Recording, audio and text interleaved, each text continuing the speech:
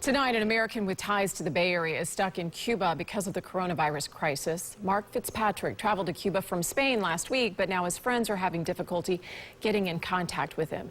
8 on your side's Jeff Patterson joins us now live from Tampa International Airport with the story. Good evening, Jen. I first flew out of Tampa International in 2016 and met Mark Fitzpatrick in Havana at that time. A friend of his last saw him in Havana last week, but the Cuban government has ordered all foreigners to leave that country.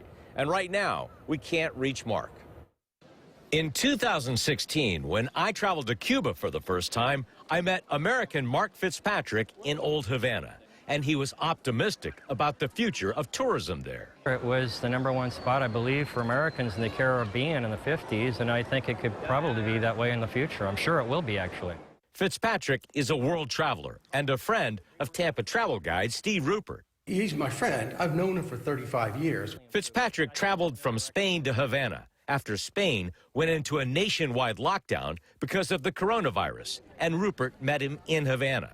Then, Cuba ordered foreign nationals to leave the country. According to the Cuban media, there's about 9,000 foreigners still trapped there. Rupert left. Fitzpatrick elected to stay, thinking he could stay in a private home.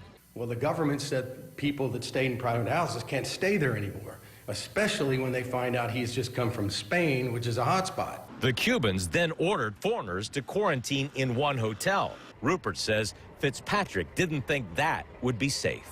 So he was sort of dodging the police for several days, and he went to stay with a friend of mine, Javier. The police came over to the house and says, look, you're going to have to quarantine in this hotel. Challenging times for sure. Steve has now lost contact with Mark Fitzpatrick despite several attempts to get a hold of him.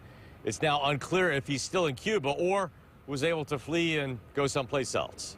Reporting live in Tampa, Jeff Patterson, 8 on your side.